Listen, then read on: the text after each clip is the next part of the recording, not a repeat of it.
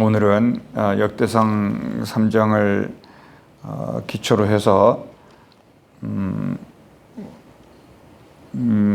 우리의 뿌리라고 하는 제목으로 은혜를 나누겠습니다. 우리의 뿌리.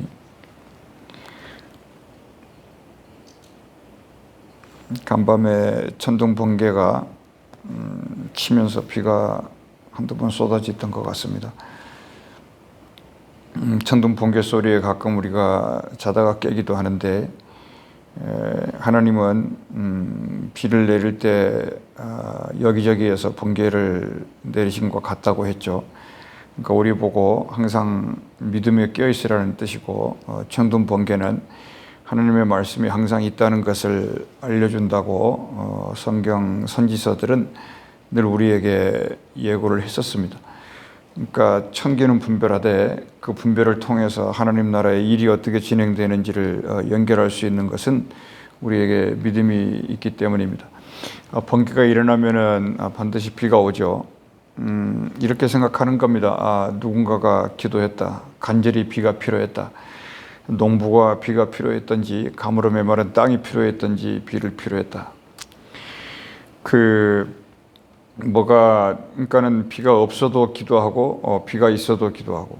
그러니까 믿음의 우리의 조상이 되었던 그 엘리야라든가 엘리사는 특별히 이 가뭄의 시절을 잘 견뎠던 선지자들이었는데, 그들의 믿음은 뭐냐면 비가 없어도 기도하자는 거였고, 손바닥만한 구름 한 점이 눈에 발견이 되면 그 가능성을 붙들고 정말로 허리가 부러지도록 기도하면서 이스라엘의 3년 6개월의 가뭄을 해결하고 또는 7년 가뭄도 해결하고 이런 일들이 있었기 때문에 우리가 비록 이런 믿음에 가까이 가기가 만만치 않습니다. 왜냐하면 이미 세상의 흐름에서 빠져나갈 수도 없는 것이고 세상의 흐름을 타고 가야 되는 건데, 이 세상의 흐름 속에서 흡수되지 않으려면 이런 말씀을 날마다 읽어야 되고 항상 기도해야 되고, 뭔가 이렇게 바시락 소리만 나도 뭔가 하나님의 뜻을 연결해 주셔야 되고, 그걸 붙들고 기도하는 중에 이 손바닥만한 작은 구름이 모든 가뭄과 기갈과 이 비 없음을 해결해낼 수 있는 것을 보고 간증을 가지고 있어야 이 땅에 사는 날 동안에 그런 사람들을 살아있는 사람이다, 이렇게 얘기하는 것입니다. 그러니까 적어도 우리는 뭐가 조금 있다 이것이 아니고 우리는 아무것도 없이 또 하루를 시작한다. 원래 크리스찬이라는 뜻은 nothing 이런 뜻이에요. 그러니까 우리는 오늘도 아무것도 없이 이 새벽을 깨운다. 아무것도 없이 오늘 주어진 일이 손살같이 지나가는데, 이 하루 중에 하나님이 어떤 식으로 우리를 인도하실지 모르고 어떤 식으로 사인을 줄 줄 모르는 것이고 어떤 식으로 올 줄 모른다. 이것이 어려움일 수 있어요. 내가 예상할 수 없는 어떤 아픔일 수 있는데, 그러나 그것이 다 하나님의 영광의 재료다. 아예 처음부터 시작할 때부터 믿음으로 체인지시키는 이 생각에서 승리하고 나가는 게 중요하다. 이게 믿음의 뿌리가 되는 것입니다. 그래서 엘리야는 기도의 맛을 알았고 엘리사는 또 기도의 맛을 알았는데, 엘리야가 다 죽을 뻔했는데 하늘에서 비를 내리자 그가 없는 힘이 솟아서 나와가지고 호렙산까지 한 걸음에 뛰어가는 이런 그 기적과 같은 힘이 생겼었다고 하는 것이죠. 두 번째는 오늘 우리가 역대상을 이렇게 읽고 있는데, 어디까지나 톨레돗 이래가지고 족보에 대한 뜻이에요. 그 톨레돗이라고 하는 이게 성경이 어떻게 보면은 그 족보의 책입니다. 세상 족보에 따라가는 사람들을 하나님의 이 족보로 바꿔주는 거예요. 이렇게 패밀리 추리를 영적인 추리로 바꿔주기 위한 그런 책이죠. 그러니까 이 패밀리 추리가 굉장히 중요한데, 세상의 족보는 그렇게 중요한 것 같지가 않아요. 근데 유일하게 하나님의 믿음과 연결되어 있는 그런 족보가 성경에 기록되어 있습니다. 그 족보는 누가 뭐라 그래도 유다의 혈통을 따라서 내려갔다는 거. 이건 하나님의 계획이기 때문에 그 누구도 시비를 걸거나 그 누구도 반발하거나 그럴 수가 없어요. 그냥 하나님이 딱 약정한 거예요. 계획한 것이고, 그것이 아브라함이었고 야곱이었고, 그것이 야곱의 허리에서 넷째 유다였고, 그렇게 됐죠. 근데 유다까지 내려오면서 결국은 유다를 통하여 온 족보의 절정이 어디에 있었냐면 다윗에 있었다, 그런 것이었습니다. 그러니까 1장, 2장에서는 다윗을 소개하는 것이고 오늘 3장에서는 드디어 다윗이 등장하는 이렇게 되는 거예요. 그러니까 다윗 중심으로 이스라엘 전 족보가 다윗이라고 하는 한 사람을 통해서 앞에도 있었고 뒤에도 있었다. 지금 이런 식으로 에스라가 정리를 해내는 것입니다. 그러니까 우리는 성경에 기록된 거를 뭐라 그러냐면 이 율법이라고 하거든요. 법이기 때문에. 근데 성경에 율법이 두 개가 있었다는 거예요. 출애굽에서 나와가지고 오합지졸인 이스라엘 백성들이 아무것도 모르잖아요. 그러니까 자기들 마음대로 살 거 아닙니까? 그렇게 하지 마라. 법을 가지고 살아라. 라고 해서 십계명을 주셨다고요. 그러니까 노예들에게 십계명을 주셔가지고 이 법을 따라 살아야만이 이스라엘이 존재할 수 있다. 이렇게 말씀하신 거예요. 근데 그것이 노예에게만 준 것 같은데 지위 고하를 막론하고 알고 봤더니 모든 백성들에게 다 준 거예요. 그걸 한 가지가 있었고 그걸 지키지 못했기 때문에 무슨 일이 일어났었나요? 바벨론으로 포로가 돼 들어갔었죠. 그래서 바벨론에서 또 다른 율법이 생겼습니다. 무슨 얘기냐면 두 개의 율법이 있었다. 모세의 율법이 있었고 에스라의 율법이 있었다. 그러니까 에스라의 율법을 통해서 이스라엘에게 임했던 하나님 나라의 일, 하나님이 뭐 그냥 무질서하게 역사하지 않지 않습니까? 우리는 무질서하다고 생각하지만은 하나님은 섭리가 있고 예정이 있고 계획이 있었다는 거예요. 그 모든 계획을 성령의 감동을 받은 서기관인 율법학자인 에스라가 하나하나 찾아내가지고 기록을 해서 역대 상하를 이렇게 써놓았다는 사실이고 우리가 이거를 읽을 때 왜 썼는지를 찾아내는 거죠. 오늘 찬송했듯이 성령의 감화받아서 성령의 스승되어서 하나하나 가르쳐주는 그 맛을 보고 살아가는 것이 우리의 믿음의 걸음걸이다. 그러므로 이 다윗이 나오기까지 늘 제가 말씀드리지만은 하늘에서 갑자기 뚝 떨어지지 않았어요. 다윗의 이전이 있었고 다윗이 있었고 다윗 이후가 있었다. 에스라라고 하는 사람도 그냥 뚝 떨어진 게 아니었다는 거죠. 그러니까 뭐냐면 바벨론이라고 하는 이 단어가 이 성경 어디서부터 등장하나요? 아니지. 창세기 11장에서 등장하나요? 그렇게 되죠. 바벨탑. 거기서부터 나타나가지고 한번 망해먹고 아브라함을 통해서 또 시작하셨죠.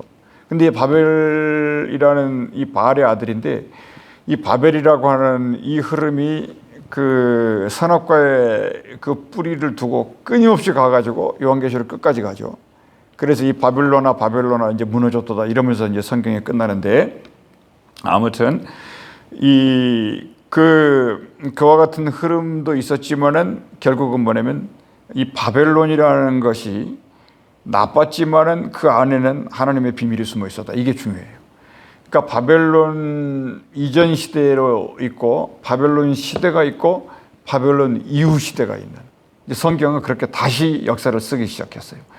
그러니까 출애굽 이전이 있었고 출애굽이 있었고 이후가 있었다가 끝났어요. 그 시대가 끝났다고요. 그리고 에스라를 통해서 바벨론 이전이 있었고 바벨론 시대가 있었고 바벨론 이유가 있는데 그 이유를 따라서 예수가 오셨다. 이렇게 써놓은 거예요. 그러니까 이것이 뭐 누가 소설 쓴 게 아니고 하나님이 이스라엘 백성들을 통해서 만들으셨던 그의 비밀을 에스라를 통해서 전부 기록을 했는데 요 기록 속에서 한 사람을 딱 뽑아내라 이스라엘이. 그럼 누구를 뽑아낸다고요? 아브라함? 아니 다윗을 뽑아냈다 이 말이에요. 이 다윗의 혈통. 그렇기 때문에 뭐 옛날에 무슨 뭐 정자은행 난자은행이 있었는데 요즘 여자들의 최대 이게 CEO 여자 CEO들의 소망이 뭐겠습니까? 좋은 씨를 어디서든지 돈 주고 사는 거예요. 하여튼 뭐 그런 건데 이 시대도 그랬다. 이 누가 다윗과 함께 살 거냐? 뭐 그가 아비가일이 됐든 누가 됐든 그러니까 오늘 여기 3장에 기록된 걸로 보면은 누구를 통해서 아들이 나왔다. 이걸 꼭 써놔요. 그러니까 그러니까 누가 다윗의 씨를 받느냐 이거거든요. 그러니까 우리가 세상에서 사극을 보면은요 누가 왕가의 씨를 받느냐예요. 그 사람은 잘났든 못났든 그냥 그거예요. 그러니까 이스라엘의 족보도 요시야다, 요담이다, 아하스다, 누구다 전부 뭐 3살 때 왕이 되고 8살 때 왕이 되고 그런 거 아닙니까? 근데 하여튼 왕의 씨를 가지고 있다. 그러니까 적어도 다윗이라는 인물이 구약성경에서 최고의 인물인데 이 다윗이라고 하는 사람과 누가 들어가서 씨를 받을 거냐 이거예요.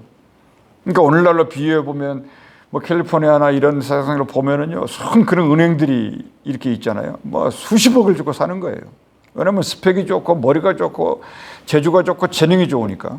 근데 세상은 그런 식으로 자꾸 하다가 결국은 어둠 속으로 망해가는데 우리는 그 씨가 중요한 게 아니고 예수 그리스도의 씨를 받는 믿음의 씨다. 그러니까 이사야 30장에서 이게 분명히 말했습니다. 종자에게 하늘의 비를 내려야 된다. 아무리 씨가 좋아도 있잖아요.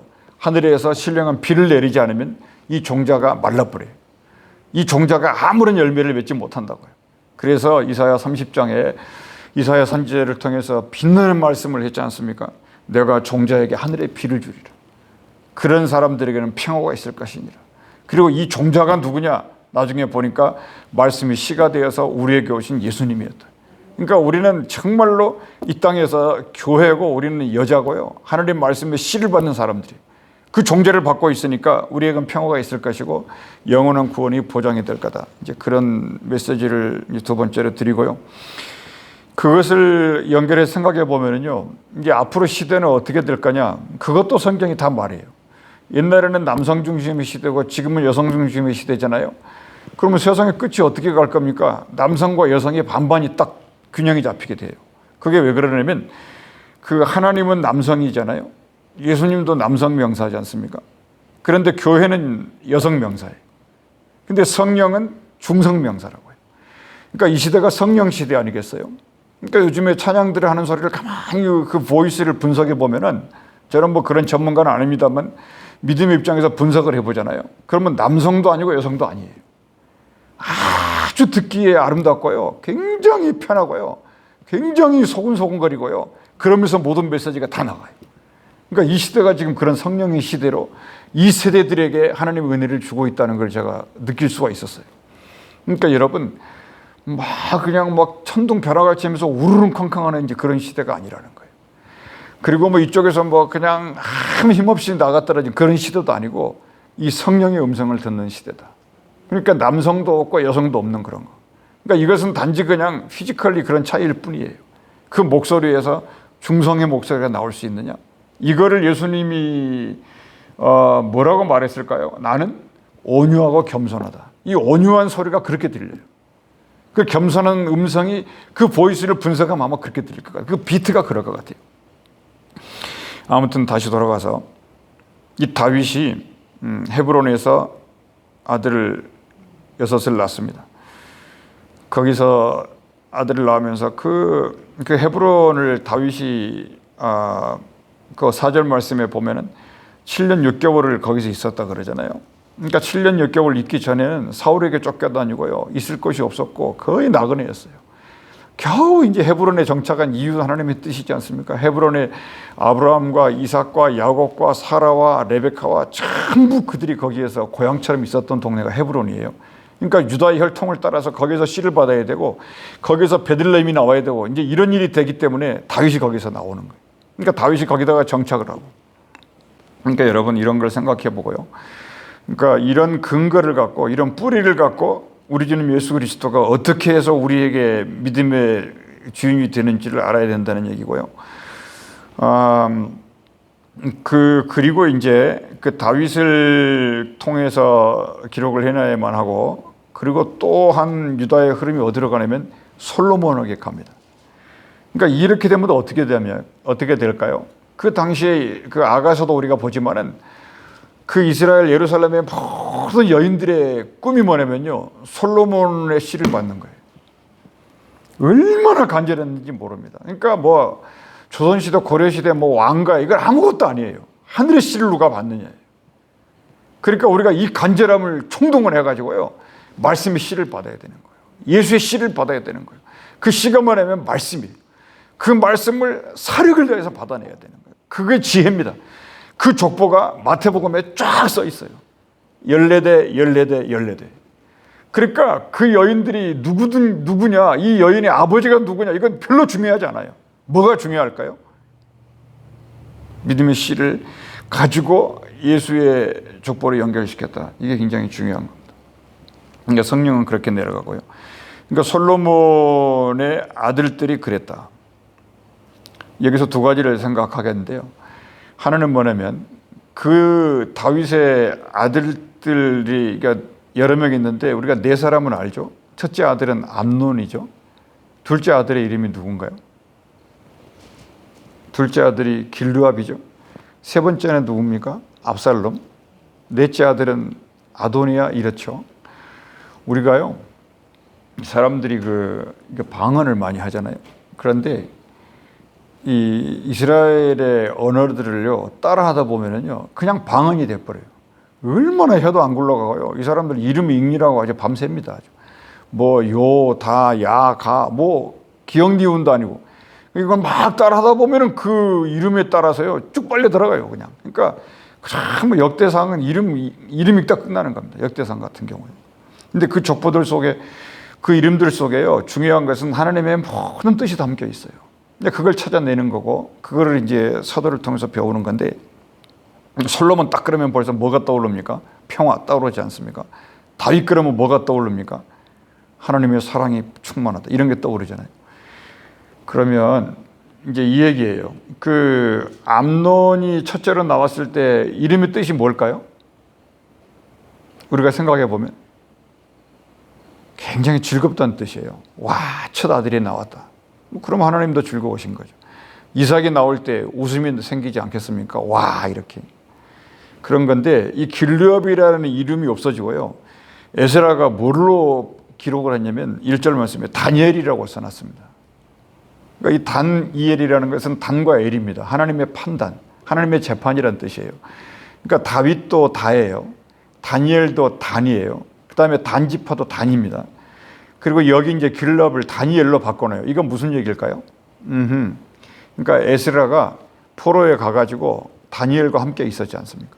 그러니까 다니엘이라고 하는 사람의 이름을 쓰면서 이 책은 바벨론에서 썼다 이거를 써놓는 거예요.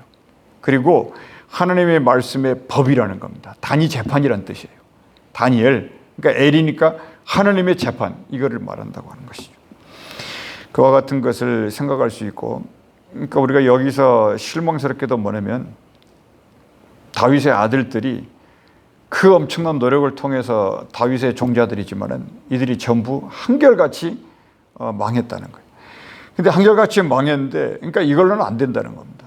그러나 중요한 건 뭐냐면 에스라가 생각할 때 망하는 한이 있더라도 하나님의 종자가 엄청 중요하다는 것을 우리는 놓쳐서는 안 되는 거예요. 근데 이 씨를 놓쳐서는 안 되는 겁니다. 그들이 뭐 같이 죽이든 뭐 지금 뭐 살인을 했든 뭐 왕가에 뭐 피를 뿌렸든 피비린내가 났든 그것이 중요하지 않다는 거예요. 이걸 놓쳐서는 안 됩니다. 하여간 하나님의 씨를 가지고 있다는 거예요. 그게 그렇게 중요하다는 거예요. 그러니까 결국에 이 땅 살면서 그 씨가 하늘나라를 간다. 이게 이해가 되죠. 그러니까 그러면 우리 시대 우리 같은 이방인들은 그래서 결국에 예수 이름을 믿음으로 말미암아 구원을 얻게 된다. 이 근거를 우리들에게 적용해 줬다는 것입니다. 잊지 말면서 정말 더 기억해야 될 거는 뭐냐? 우리가 날마다 말씀을 듣는 이유가 뭐냐면은 하늘나라의 비밀을 계속해서 그리스도를 통해서 오는 것을 깊이 깊이 알아가야 돼요. 그럼으로써 믿음이 견고해지고 단단해지는 겁니다. 그러니까 예수 믿고 구원받았다는 이것은 전도할 때 쓰는 말이고, 그래서 어떻게 됐냐를 물을 때 하나님의 말씀을 들으라. 이것이 우리에게 전해야 될 하나님의 말씀이 되는 것입니다. 기도하겠습니다. 은혜로우신 우리 아버지 하나님, 우리가 일생을 살면서 세상 따라가지 않고 문명을 따라가지 않고 사회를 따라가지 않고 하나님의 말씀 따라 성령 따라 찬송 따라 기도를 따라 한 걸음 한 걸음 갈 때 우리의 믿음이 왕성해질 수 있도록 은혜를 내려 주옵소서. 이 출발이 힘들고 어렵다 할지라도 이것이 우리에게 축복의 시간이고, 우리가 인생 돌아볼 때 고통의 시간이 감사의 시간이었던 것을 회고한 것과 같이 우리가 하나님의 집에서 함께 만나서 이 믿음의 시간을 함께 견뎌갈 수 있도록 하시고, 이 믿음의 시간을 헤쳐나가면서 우리 주님께서 반드시 복을 주시고 마침내 하나님의 집을 세우신다는 사실을 믿고 흔들림이 없도록 우리와 함께하여 주시옵소서. 내일 주일을 준비해 나가는 우리들에게 힘을 주시고 이 땅을 살면서 우리의 전 존재를 다 드려서 주의 나라에 헌신된 주의 여종과 남종으로 살아갈 수 있도록 우리를 인도하여 주옵소서. 우리가 수넘는이 되게 하여 주시고, 우리가 브리스길레와 아굴라가 되게 하여 주시고, 우리가 영적 생명족보에 기록되는 하나님의 이름들이 될 수 있도록 우리와 함께하여 주옵소서. 이 비밀을 받을 수 있도록 전도가 되게 하시고 이 비밀이 전파될 수 있도록 이 땅을 주의 이름으로 전파하여 주옵소서. 주 예수 이름으로 기도합나이다. 아멘. 우리가 이 시간에